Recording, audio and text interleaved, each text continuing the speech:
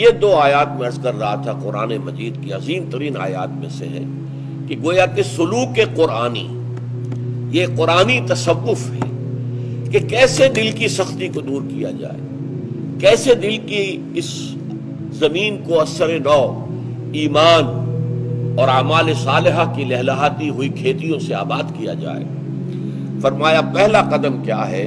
ان المصدقین والمصدقات واقرضوا اللہ قرضا حسنا یضاعف لهم ولهم اجر کریم۔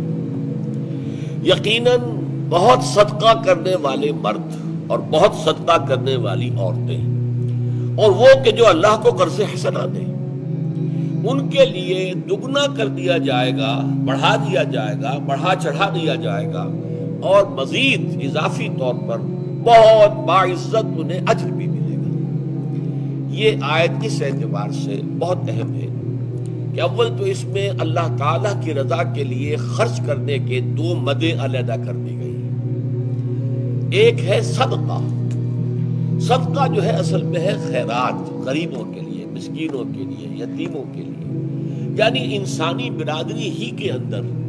جو محرومین کا طبقہ ہے اس کی مدد، اس کی تکلیف کو ختم کرنے کی کوشش، بھوکے کو کھانا کھلانا، جس کے پاس لباس نہیں ہے اس کا تن ڈھانپنا، جو بیمار ہے علاج نہیں کر سکتا ہے اس کا علاج کروانا، وغیرہ وغیرہ۔ اور پچھلے زمانے میں ہوتا تھا راستے میں پیاؤ لگا دینا، پانی کا اہتمام کر دینا، اور اسی طریقے سے سبیل ہمارے ہاں کہتے ہیں، ہندی میں پیاؤ کہتے تھے اس کو، سبیل لگی ہوئی ہے، مطلب یہ کہ اللہ کے راستے میں کسی نے یہاں پر پانی کا اہتمام کیا ہے، کنواں کھدوا دینا، سرائے بنا دینا، وغیرہ وغیرہ۔ یہ سب صدقات ہیں، یہ انسانوں کی بہتری کے لیے صدقہ۔ یہ اصل میں متصدقین والمتصدقات باب تفاعل سے ہے، لیکن دا اور صاد یہ دونوں جڑ گئے، مصدقین، متصدقین کی بجائے مصدقین والمصدقات۔ یقیناً صدقہ اور خیرات کرنے والے مرد اور صدقہ اور خیرات کرنے والی عورتیں۔ اچھا، دوسری مت کیا ہے؟ وَأَقْرَضُوا اللَّهَ قَرْضًا حَسَنًا، اور وہ کہ جو اللہ کو قرض حسنہ دیتے ہیں۔ یہ اللہ کا قرض حسنہ کیا ہے؟ اس کے دین کے لیے خرچ کرنا، اس کے پیغام کی نشر و اشاعت کے لیے خرچ کرنا، اس کے دین کو قائم کرنے کی جد و جہد کے لیے یہ اللہ کے لیے خرچ کر رہے ہیں۔ اب یہ انسانوں کے لیے نہیں کر رہے ہیں، اللہ کے لیے کر رہے ہیں، تو اسے اللہ تعالیٰ اپنے ذمے قرض سے تعبیر کرتا ہے، گویا کہ تم نے مجھے قرض دیا ہے۔ اس سے پہلے یہ آیت آ چکی ہے، 11ویں آیت، من ذا الذی یقرض اللہ قرضا حسنا فیضاعفہ لہ ولہ اجر کریم۔ کون ہے وہ باہمت لوگ جو اللہ کو قرض حسنہ دے؟ تو وہ لوگ کہ جو پھر اللہ کے دین کے لیے، اس کے نشر و اشاعت کے لیے، اس کی تبلیغ کے لیے، اس کو دنیا تک عام کرنے کے لیے، اس کے پیغام کو پھر کسی جگہ اس کو قائم کرنے کے لیے اس کی جد و جہد میں پیسہ خرچ کرتے ہیں، تو ان کے لیے نمبر ایک تو یہ کہ ان کا جو کچھ دیا ہوا ہے وہ لوٹا دیا جائے گا، اور اللہ کو دیا ہوا قرض حسنہ وہ ہے کہ جو بڑھا چڑھا کر دیا جائے گا۔ دنیا میں قرض حسنہ وہ ہے جس میں آپ کسی اضافے کی توقع نہ رکھیں۔ ویسے کوئی مقروض جو ہے اپنی مرضی سے اگر لوٹاتے ہوئے کچھ زائد کر دیں تو وہ حرام نہیں ہے، لیکن یہ کہ پہلے سے طے ہو اور آپ توقع رکھتے ہو اور آپ چاہتے ہو کہ آپ کو کوئی اضافی شے ملے اپنے اس قرض دی ہوئی رقم پر، تو وہ حرام ہے، حرام مطلق۔ لیکن اللہ تعالیٰ کو آپ نے تو توقع رکھیے کہ اللہ 100 گنا نہیں 700 گنا اور اس سے بھی زیادہ جتنا چاہے گا بڑھا کر دے گا،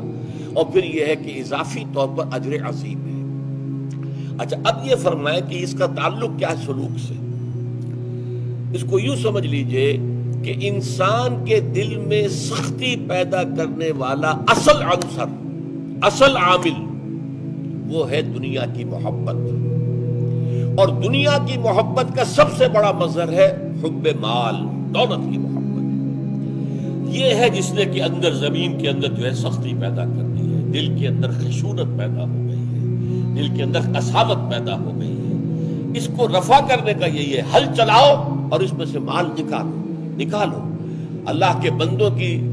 اذیتوں کو ختم کرنے کے لیے، تکلیفوں کو رفع کرنے کے لیے، ان کی مشکلات کو رفع کرنے کے لیے خرچ کرو، اللہ کے دین کے لیے خرچ کرو۔ جتنا اس میں سے مال نکالو گے اتنی ہی گویا کہ امپیورٹیز جو ہے تمہارے اس دل کی زمین میں سے نکل کر باہر ہو جائیں گی، اور اس کے بعد ایمان کا بوجھ اگر اس میں بیج ڈالو گے، وہ ایمان کا بیج جو ہے وہ پھر پوری طرح برگو بار لائے گا۔ زمین سخت تھی، بارش بھی پڑی لیکن وہ چلی گئی، قرآن بھی سنا لیکن اس کا کوئی اثر نہیں ہوا، اس لیے کہ دل اندر سے سخت ہے۔ اس کے بعد یہ ہے کہ کچھ آدمی چاہتا بھی ہے کہ ایمان مجھے حاصل ہو جائے، تو کیسے حاصل ہو جائے گا؟ اندر تو وہ دولت کی ہوس اور دولت کی کشش اور دولت کی محبت نے قبضہ جمایا ہوا ہے، تو دل میں تو ظاہر بات ہے کہ ایک ہی شے رہ سکے گی، یا اللہ کی محبت یا دنیا کی محبت، یہ دونوں بیک وقت نہیں رہ سکتی۔ ہاں اللہ کی محبت اوپر ہو، اس کے نیچے انسان دنیا میں بھی محنت کرتا ہے، حلال کمائی کے لیے بھاگ دوڑ کرتا ہے، وہ جائز ہے۔ اللہ کی محبت بالا ترین ہو تو پھر اولاد کی بھی محبت ہو، کوئی حرج نہیں ہے، والدین سے محبت ہو، بہت ہی اچھی بات ہے، بڑی نیکی کا کام ہے، شوہر اور بیوی میں محبت ہو، بہت اچھی بات ہے، مطلوب شے ہے، لیکن یہ کہ اللہ کی محبت اور اللہ کا یقین اور ایمان بالا ترین ہو جائے، جب تک یہ شکل نہیں ہوگی اور ساری محبتیں اس کے نیچے ہو جائیں۔ قُلْ إِنْ كَانَ آبَاؤُكُمْ وَأَبْنَاؤُكُمْ وَإِخْوَانُكُمْ وَأَزْوَاجُكُمْ وَعَشِيرَتُكُمْ وَأَمْوَالٌ اقْتَرَفْتُمُوهَا وَتِجَارَةٌ تَخْشَوْنَ كَسَادَهَا وَمَسَاكِنُ تَرْضَوْنَهَا أَحَبَّ إِلَيْكُم مِّنَ اللَّهِ وَرَسُولِهِ وَجِهَادٍ فِي سَبِيلِهِ فَتَرَبَّصُوا حَتَّىٰ يَأْتِيَ اللَّهُ بِأَمْرِهِ وَاللَّهُ لَا يَهْدِي الْقَوْمَ الْفَاسِقِينَ۔ اے نبی ان سے کہہ دیجئے اگر ہوں تمہیں اپنے باپ اور بیٹے اور بھائی اور بیویاں یا اور شوہر اور رشتہ دار اور وہ مال جو تم نے بڑی محنت سے کما کر جمع کیے ہیں اور وہ کاروبار جو بڑی محنت سے جمائے ہیں، ان کی کساد کا اس میں تمہیں جو ہے سرد بازاری کا جو ہے اندیشہ رہتا ہے، خوف لاحق ہوتا ہے،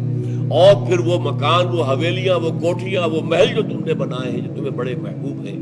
اگر ان 8 چیزوں کی محبت، اللہ کی محبت سے، اللہ کے رسول کی محبت سے، اللہ کی راہ میں جہاد کرنے کی محبت سے اگر یہ چیزیں بالا تر ہے تو جاؤ، دفع ہو جاؤ، بیٹھو وہاں، انتظار کرو اللہ کے فیصلے کا، یہاں تک کہ اللہ کا حکم آ جائے اور اللہ ایسے ناہنجاروں کو، ایسے فاسقوں کو ہدایت دے دے۔